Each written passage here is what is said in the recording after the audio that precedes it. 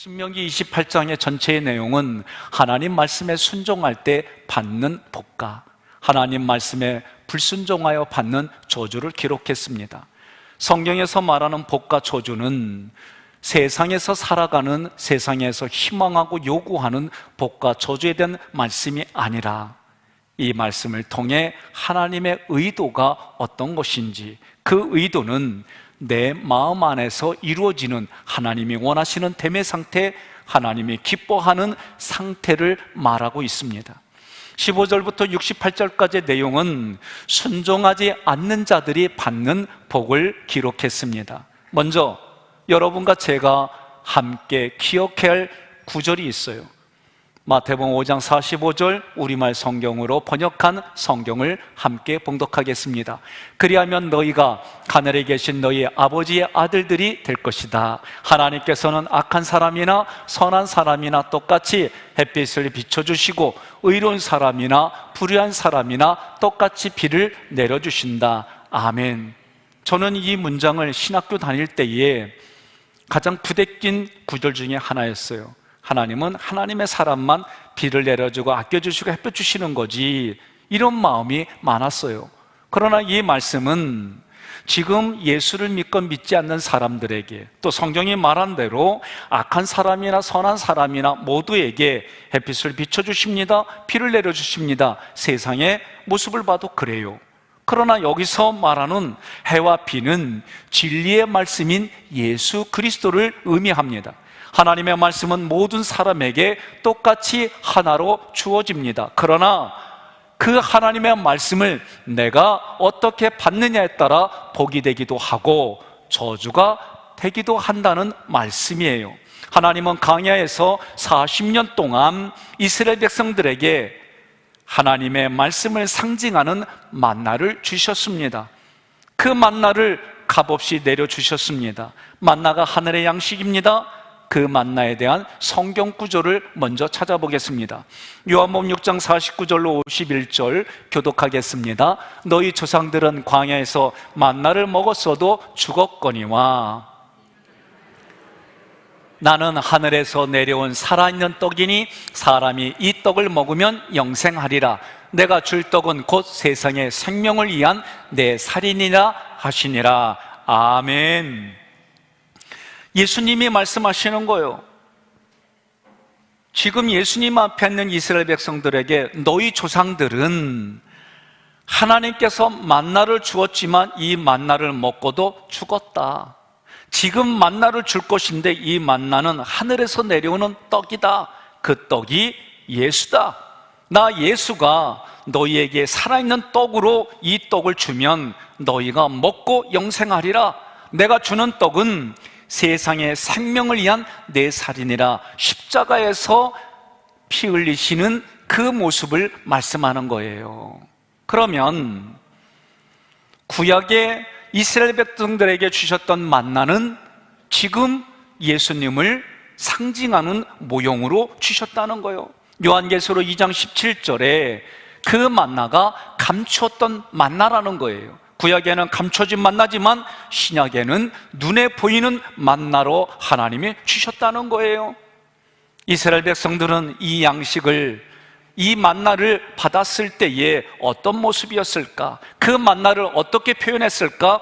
출애굽기 16장 31절에 이스라엘 족속이 이 만나 이름을 만나라 하였는데 가시 같고 희고 맛은 꿀 섞은 가자 같았더라. 여러분, 하나님의 말씀은 꿀송이와 같다고 그랬어요.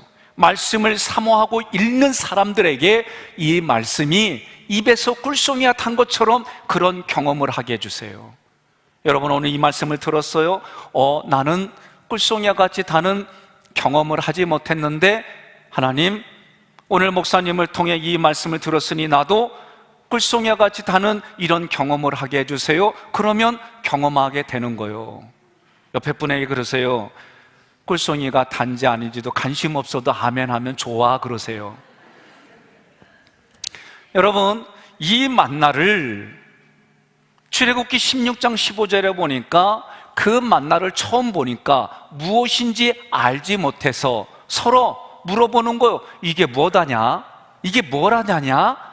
이게 무엇에 쓰는 물건인고 서로 그런 거요. 모세가 그들에게 이르되 이는 여호와께서 너희에게 주신 먹게 하신 양식이라.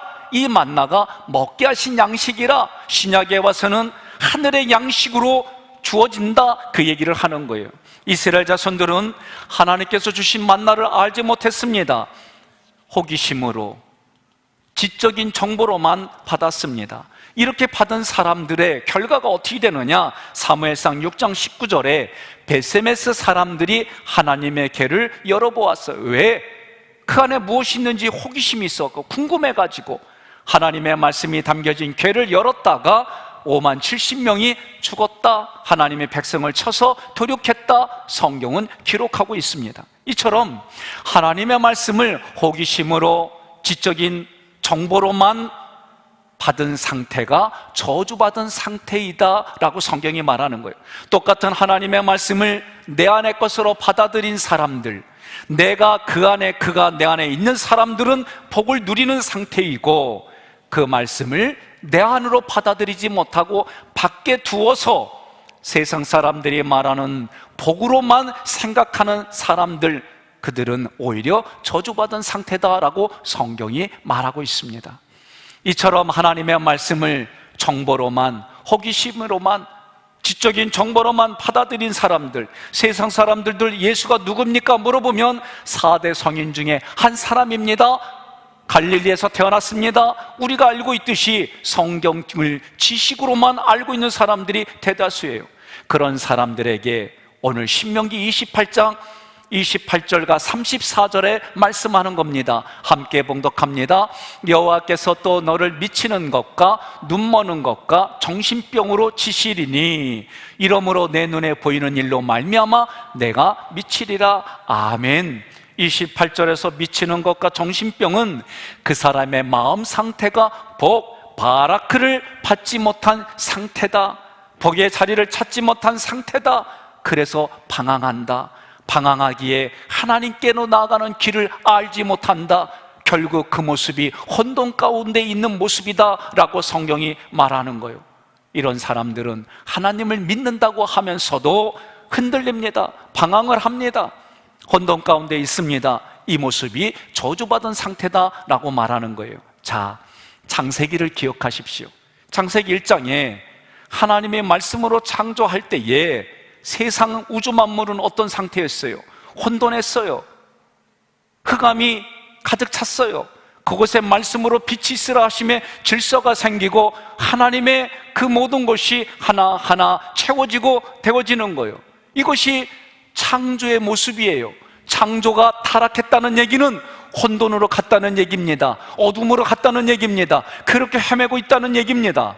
여러분과 저는 하나님의 창조된 최고의 걸작품입니다. 그러므로 여러분과 제가 하나님의 복으로 사는 삶이 무엇인지 성경을 통해 깨달아 그런 인생으로 살아가시기를 주님의 이름으로 축원합니다. 41절에 내 몸의 소생이 저주를 받아 자녀들이 포로가 된다 그랬어요. 앞부분에서는 내 몸의 소생이 복을 받는데 들어가도 복을 받고 나가도 복을 받고 성에서도 복을 받고 성 밖에서도 복을 받는데, 오히려 41절에는 내 몸의 소생이 저주를 받아 자녀들이 포로가 된다고 그랬어요. 성경에서 자녀를 낳는다는 것은 육체의 자녀만 말하는 게 아니에요. 요새는 마음으로 낳은 자녀입니다 그러면 입양했구나, 다 그렇게 알아요. 옛날에는 입양했다는 것을 기록하지 않았어요. 지금은 입양했다라고 기록을 합니다. 그리고 그 사람들이 아이들과 함께 모여서 나는 입양한 아이다라는 것을 어려서부터 알게 해줘요. 시대가 많이 달라졌습니다. 성경에서 자녀를 낳는다는 것은 영적인 자녀를 포함해서 얘기하는 거예요. 내가 말씀을 깨닫습니다. 말씀을 깨달아지면 나의 옛날 생각, 나의 옛날 감정들이 점점 사라져요. 그리고 예수 그리스도의 말씀으로 내 안에 가득 차서 예수 그리스도와 연합한 자, 예수 그리스도가 하신 말씀이 나를 이끌어가는 자가 되는 거예요. 그러나 내가 말씀을 듣고 은혜를 받아도 금방 비진리의 포로가 되는 거예요. 왜? 연약하기 때문에 그래요. 나의 모습이 하나님이 원하시는 모습의 상태가 되지 못했기 때문에 그래요. 여러분들이 저를 목사로 알고 있어요. 목사로 아는 사람들마다 저를 목사로 불러줍니다. 제가 목사로 불릴 때마다 두 가지 마음이 저 안에는 있어요. 하나는 기쁜 마음, 또 하나는 조금 어색한 마음이 있어요. 어색한 마음은 다른 게 아니에요. 세상 사람들이 말하는 걸로 말하면 목사님 하고 불러줄 때마다 그 목사의 직분에 도달하지 못하는 내 마음이 있기 때문에 내 마음이 불편할 때가 있어요. 저도 하나님의 이런 것들이 다 깨달아지지 못하고, 그래서 어려서부터 내가 상처로 받아들일 수밖에 없는 일들이 있어요. 목회를 하면서 내가 아픔으로 받아들일 수밖에 없었던 사건들이 있어요. 여전히 그 사건의 모습들을 해결해 나가고 몸부림치는 저의 현장의 모습이 있어요.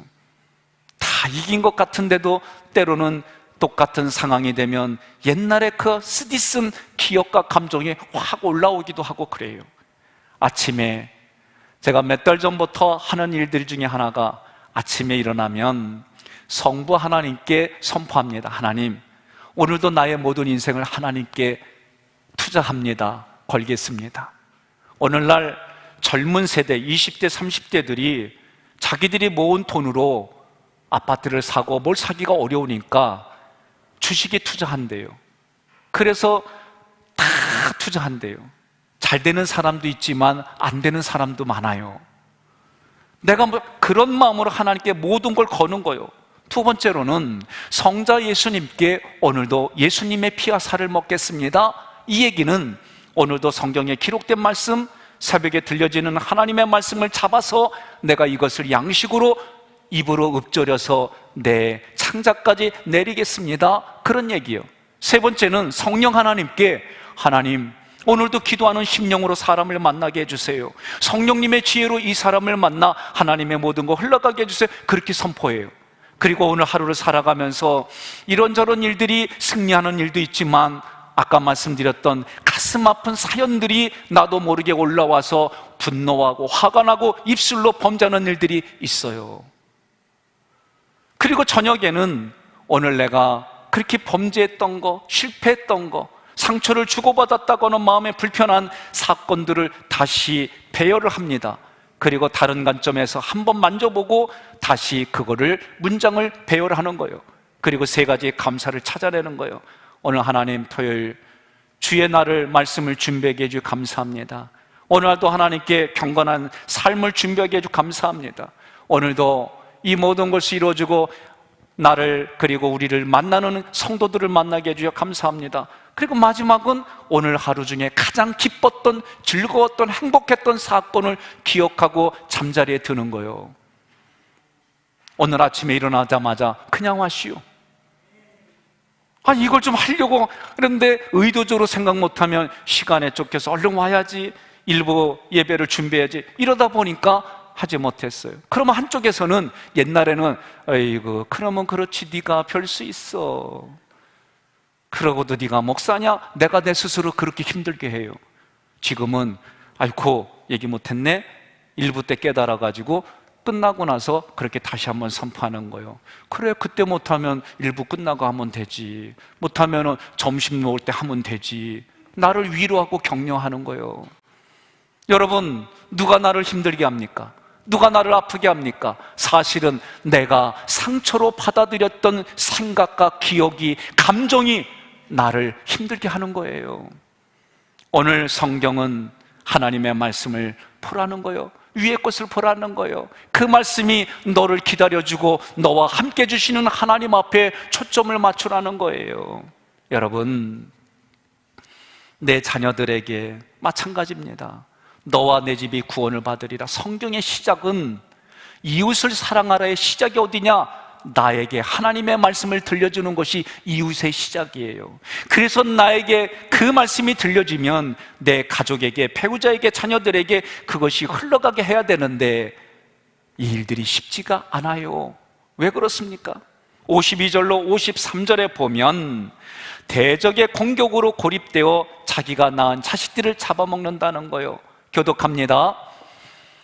그들이 전국에서 내 모든 성읍을 에워싸고 내가 의뢰하는 높고 견고한 성벽을 다 헐며 내 하나님 여호와께서 내게 주시는 땅의 모든 성읍에서 너를 에워싸리니.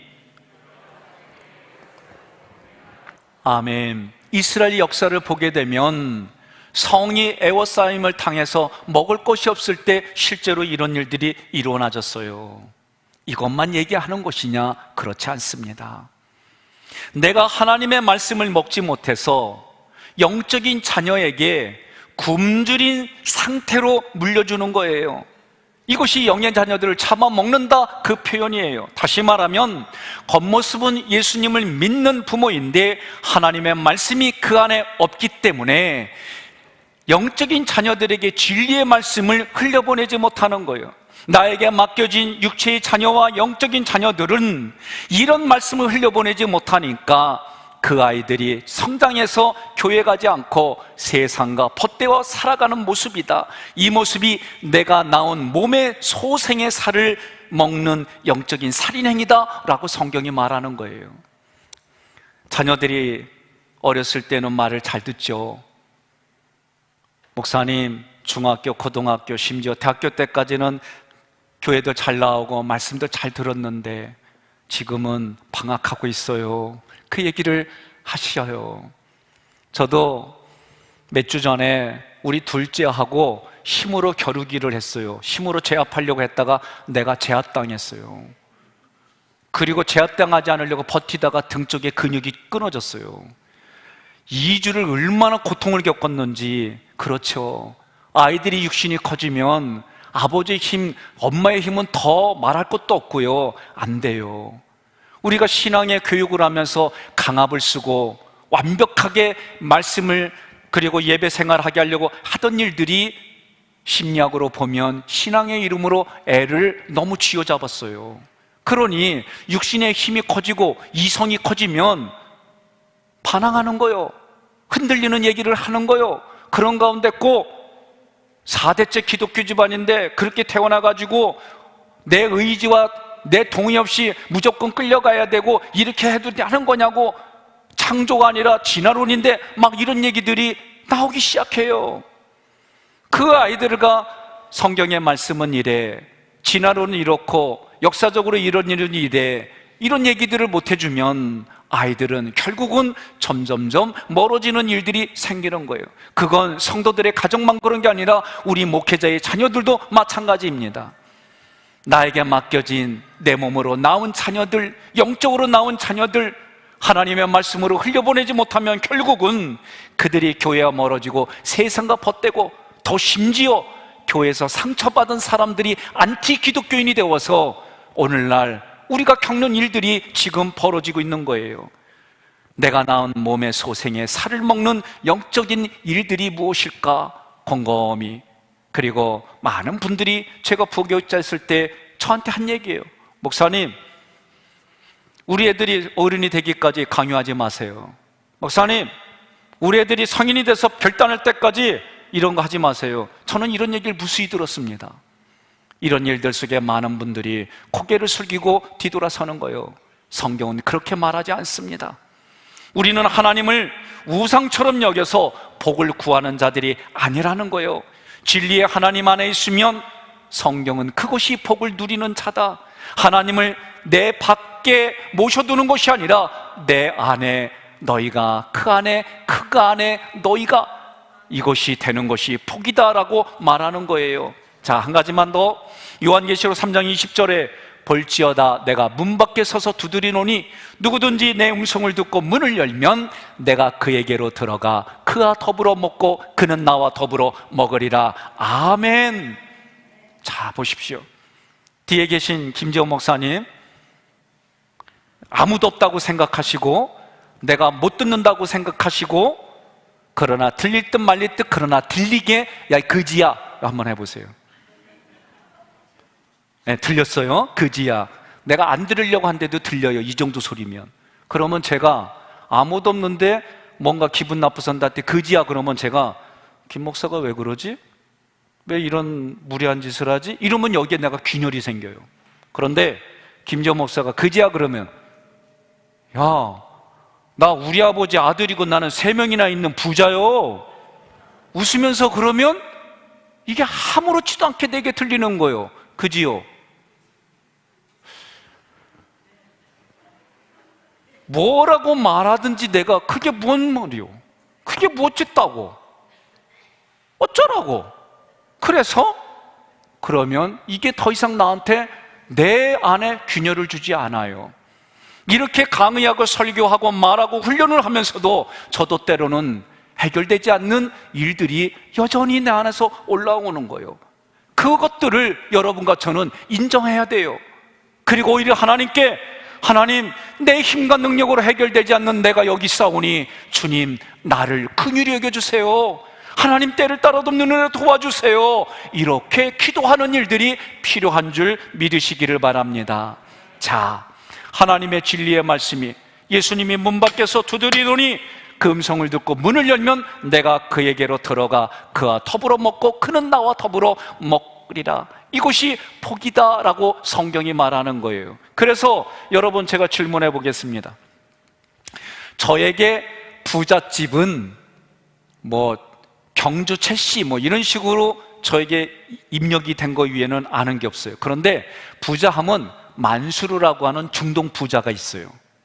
제가 왜 이 사람을 기억하냐면 무지 부자기도 하지만, 어마어마하게 부자기도 하지만, 저는 한때 홍익대 가서 미술을 전공하라는 소리를 들은 사람이에요. 잘 이해 안 보셔도 돼요. 저는 미술로 상도 받아봤어요. 그런데 그래서 제가 미술에는 조금 나중에 내가 좀 공부 좀 해서 내가 은퇴한 이후에 좀 미술로도 좀 해보고 싶다 하는 생각이 얼마 전에 가지기 시작했어요. 그런데 저에게 기억되는 것은 미술을 하면 이런 도화지에, 종이에 연필이나 또는 색연필이나 크레용이나 물감을 통해 그리는 게 저는 얼룩말을 그리는 거예요. 그런데 만수르 집안은 미술 시간인데 어떻게 했느냐? 흰 말을 가지고 와가지고 검정 페인트를 칠하는 게 얼룩말을 보여주는 미술 시간이요. 별로 저하고 공감을 못하네요. 저는 그걸 보면서 와, 부자의 미술 시간과 나의 미술 시간은 너무 다르구나, 그 생각을 해봤어요. 저에게 풀장은, 첫 번째 풀장은 충청남도 아산시 은봉면에 은봉풀장이 있어요. 거기는 월요일부터 수요일까지 기도원에 가서 학생부 수련회가 끝나면 수요일날 오후에 거기서 풀장하는 게 저의 개념이에요. 부자들의 풀장은 태평양 한가운데에 큰 배, 어마어마한 큰 배를 빌려가지고 거기에서 물 담아가지고 노는 게 풀장이에요. 별로 개념들이 제가 잘 차이가 안 나네요. 저에게는 진짜 부자들의 삶은 이런 건가 하는 생각이 들어왔어요. 그러면 하나 더 질문할게요. 저는 그런 걸 보면서 부자 되게 해주세요, 그런 게 저 안에도 있어요. 없는 게 아니에요.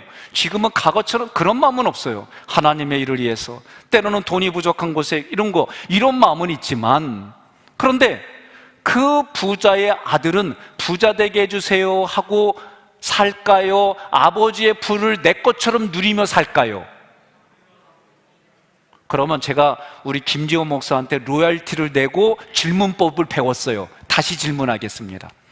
아버지의 부를 누리며 살까요? 아버지의 부를 누리며 살까요? 그렇지요. 부자 되게 해주세요라고 안 하고 아버지의 모든 것을 누리며 사는 거예요. 이 말씀을 들은 이유는 간단합니다. 하나님이 복의 근원이시고 하나님이 나와 함께 해주시면 그것이 복이다라고 하는 것은, 내가 복받게 해주세요라고 한다는 말은 복이신 하나님이 내게 없다라고 지금 성경이 말하는 거예요. 그러니 여러분과 저는 주님과 온전히 연합하는 것이 복이고, 그 복이신 주님과 더불어 먹고 나는 그와 더불어 먹는 상태가 복을 받은 상태다, 그것이 주님과 교제하는 것이다 라고 성경이 말하는 거예요. 그러니 어떤 상태에 있든지 하나님이 나와 함께 해주심으로 이것도 하나님이 이걸 통해 깨닫게 해주시는 은혜가 있지, 이런 생각이 마땅하다라고 얘기하는 거예요. 여러분, 흔들리는 일들이 있으면 이제부터는 지금은 흔들려서 하나님의 자리를 잡아주시는 거지, 이 생각을 하셔야 돼요. 흔들리면은 넘어질까봐 염려하고 두려워하지 마시고, 이런 것을 통해 하나님이 나의 신앙을 깊게 해주시고 깨닫게 해주시는 거지, 이것이 성경을 통해 바른 생각이다 라고 여러분들이 가지세요. 중요한 것은 28장에서 복과 저주는 내 상태가 복의 상태인지 저주의 상태인지 시험에서 확증하라는 거예요. 성경은 내가 하나님께 버려진 사람인지 시험하고 확증해서 이 땅을 살라고 가르치고 있어요. 자, 고린도후서 13장 5절 함께 봉독하겠습니다. 너희는 믿음 안에 있는가? 너희 자신을 시험하고 너희 자신을 확증하라. 예수 그리스도께서 너희 안에 계신 줄을 너희가 스스로 알지 못하느냐? 그렇지 않으면 너희는 버림받은 자니라. 아멘. 시험하고는 알아보라는 거예요. 시험한다는 것은 알아본다는 거예요. 확증한다는 것은 증명한다는 거예요. 내가 내 자신을 알아봐서 말씀이신 그리스도께서 내 안에 계시는 것이 확증되면 구원된 자요, 그렇지 않으면 버려진 자다. 그러므로 시험은 검증이다, 이 얘기예요. 여러분, 우리나라에서 물건을 만들면 K자를 찍어요. 도장을 찍어요. KS품이다 이거예요. 확증됐다 이거예요. 오늘 여러분들이 하나님의 사람이다, 요한계시록의 신약에서는 이마에 도장을 찍었다. 영적으로 내가 그렇게 고백하는 거예요. 하나님이 나에게 도장을 찍었다. 여러분, 요새 타투라고 하는 문신으로 도장 찍지는 마시고, 물론 수술을 해서 그거를 이렇게 하고 또 여러 가지 모습을 보면 저도 고민스러운 일들은 있어요. 그러나 영적으로 나는 하나님의 자녀입니다, 스스로 고백하는 게 중요한 거예요. 사람에게 위로받고 인정받으려고 하는 마음을 하나님께 위로받고 인정받는 방법은 말씀을 읽으면 되는 거예요. 말씀을 읽고 깨달아지면 되는 거예요. 여러분, 하나님도 아브라함을 시험하셨어요. 창세기 22장 1절의 말씀입니다. 그 일 후에 하나님이 아브라함을 시험하시려고 그를 부르시되 아브라함아 하시니 그가 이르되 내가 여기 있나이다. 아멘. 하나님이 아브라함을 부르신 게 뭐예요? 시험하시려고. 시험하는 내용이 뭐예요? 늙음하게 얻은 아들을 제물로 바치라는 거예요. 아브라함은 그 말씀을 듣고 마음으로 먼저 아들을 제물로 바쳤어요. 그리고 모리아 산에 그 아들을 데리고 갑니다. 제물 없이 모든 걸 준비해서 갑니다. 그리고 아들이 제물은 어디 있냐고 그럴 때 하나님이 준비해 주신다고 그랬어요. 하나님은 내가 하는 말을 들으시고 그대로 시행하신다고 그랬습니다. 여러분, 마음으로 먼저 하나님께 드려진 아들을 실제로 잡으려고 할 때 하나님이 멈추게 하셨어요. 여러분, 아브라함이 하나님이 시험하실 때 그 시험에 검증이 되어져서 하나님을 사랑하는 자로 증명이 되어졌다라고 성경이 말하는 거예요. 우리가 살아가면서 부부간에, 부모와 자녀간에, 내가 만나는 사람 간에 지금은 신뢰가 되지 않으면 만나는 게 어려운 거예요. 만나자고 그러면 일단 2m 거리를 두고 이것도 못 벗어요. 어떤 상태가 될지. 저는 예배 드릴 때에 마스크 꼭 쓰십시오. 그러면 지금 방송에서 말해준 것처럼 여러분 문제 없습니다. 거리 뛰고 이러면 됩니다. 모든 바이러스가 있는 지금과 같은 시대에 이것만 잘 지키면 안전한 거예요. 여러분에게 드렸던 소독제를 사용하십시오. 그러면 문제 없습니다. 더 나아가 염려와 두려움이 근심덩어리가 되는 부분 저도 없잖아 있어요. 저도 여전히 신방도 하고 만나고 그렇게 해요. 근데 만날 때마다 제가 하는 인사가 있습니다. 오늘 제가 발열 체크하니까 이상 없어요. 제 몸 상태도 괜찮습니다. 그렇게 인사했더니 그분이 주머니에서 온도계를 꺼내더니 자기도 재고 나도 재래. 지금 그런 시대예요. 그리고 앞에서도 서로 소독기를 가지고 하는 것이 아무런 문제가 되지 않는 그런 시대예요. 무슨 말이냐? 나도 신뢰를 주고 다른 사람에게도 신뢰를 주는 그런 상황이 아니면 만나기가 어려운 그런 시대예요. 자, 이런 상황 속에서도 중요한 것은 하나님은 살아계십니다. 살아계신 하나님은 오늘도 나와 함께 하십니다. 오늘도 나와 함께 하시는 하나님은 나와 우리를 통해 하나님의 모든 것이 흘러가는 삶의 현장을 요구하고 계십니다. 그러므로 여러분과 제가 하나님의 말씀이 내 안에 있으면서 그 말씀을 가슴에 새기고 살아가는 현장에서 승리하시기를 간절히 소망합니다.